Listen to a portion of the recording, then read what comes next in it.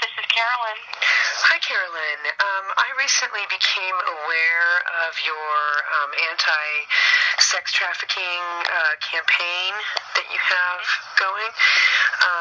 Let me look over here at, Shine a Light on Sex Trafficking in PA, hashtag Stop the Sale. And I've been, checking out your campaign. Sex trafficking is a very serious crime, and I am an activist, working in that capacity to, support efforts around sex trafficking and protecting, sex workers. And what I was curious about is that here in your campaign information, you are saying that the FBI says that strip clubs are havens for prostitutes forced into sex trafficking. And what I would really like to know is what that is exactly based on. There has to be some kind of data or research because, just the FBI just saying that is not enough. It's not good enough. And I would... Let me put you through to Dan. He can help you with this. Okay, awesome. Thank you. Okay. Your name? My name is Elle. E-L? E-L-L-E-L. Okay. Thank you. Hold on. Thanks.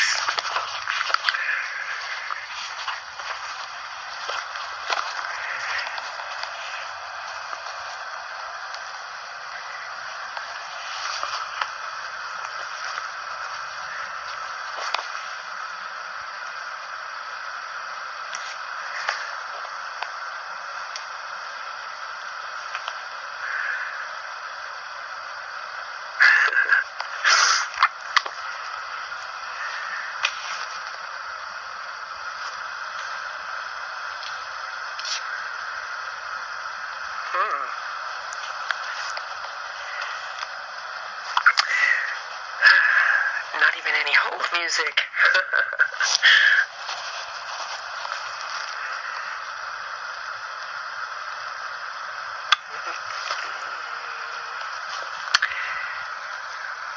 This is House Bill 262. Hi, this is Emily. How can I help you? Hi, Emily. Well, you're not the guy. Anyway. No, Dan had to step out for a minute. So Okay. I'm like, wait, you're not Dan?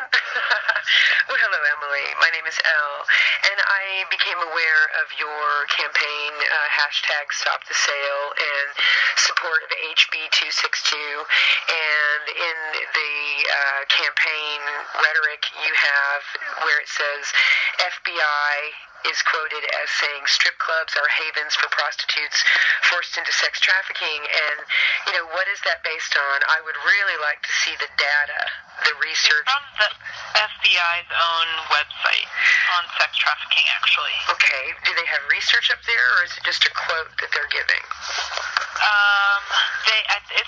Theirs is just a quote that they're giving. They don't have. I'm just looking up the page here. Of course, they always change the website, and then I can't find it. Theirs it's a quote on their site or a statement on their website.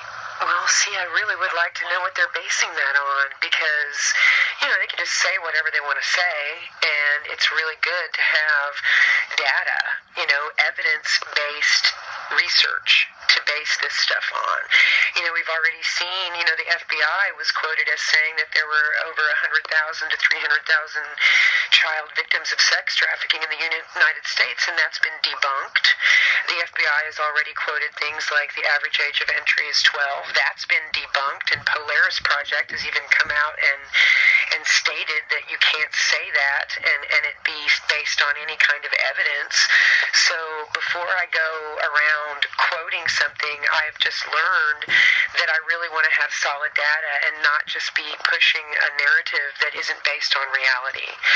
So I just wanted, I guess you guys don't know either.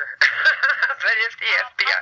I can find where we got that from and see if there is data. Can I get your email and contact information? Sure. If you want to take this down.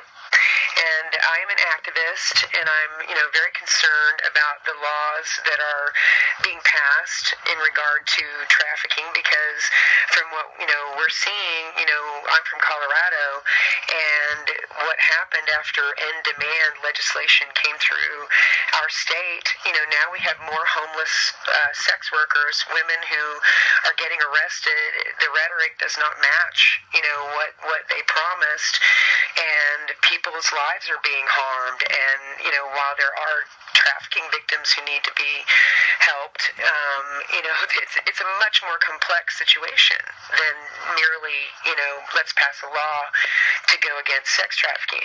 Why not? And in specific, like strip clubs, why not fight for labor rights in those businesses, giving the women power within those strip clubs? It just kind of amazes me that the tactics and the strategies here, but they always end up hurting women more than helping them. That's what I'm seeing. So I just like to get data. I really would like to get that from you if you can find that. I want to see evidence. I want to see evidence that there is trafficking. In my state, the Attorney General quoted the FBI one day during Human Trafficking Awareness Day at the Capitol, and I was present, and he said that Backpage, for instance, was where the vast majority of child sex trafficking was taking place, and he could not back that up, and he told me the FBI told him that. And I haven't found any data to back that up, and that was 2 years ago. So, I'm sure it happens, but vast majority, that's a pretty bold statement, and one that I do not believe. But anyway, I appreciate your time, and if you can send that to me, I would really appreciate it. Sure. And your name again was E-L-L-E. Okay. And let me just, okay. And thank you very much. I do appreciate your time. All right. Bye-bye.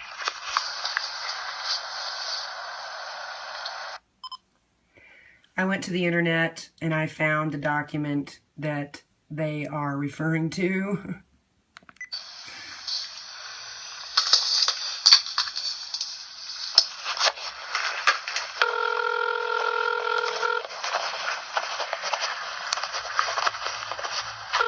And I called about pretty much immediately. Hi, Carolyn. Can I please speak with Emily? I was just talking with her. Yes, may I tell her who's calling? This is Elle. Okay, hold on, please.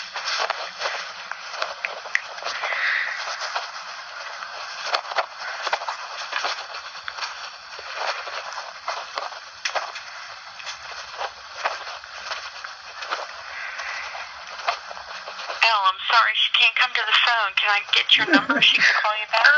Yeah, does she have a voicemail? She does. I'll just leave a message, thank you. Okay. You have reached the office of Emily Krebs. Please leave a message and I will get back to you as soon as possible. Hi, Emily. This is Elle. I just wanted to let you know I went and found the document on the FBI website. That's not evidence-based research. That's an essay. Two people from human trafficking task forces, who have positions in government, are making those comments.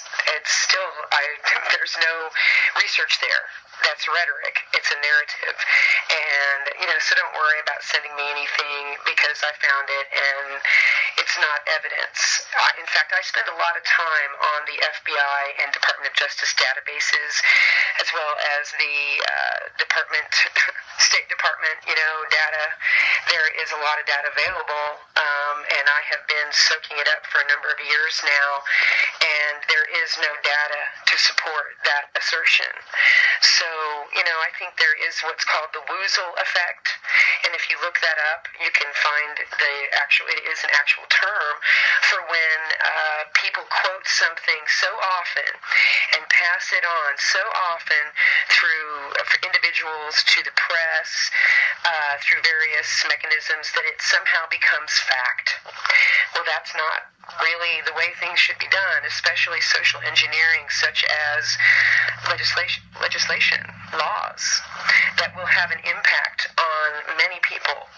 So, are we going to have sound research that we base things on, or are we just going to, do it's a free-for-all based on opinions and feelings, and that's just, to me, not sound.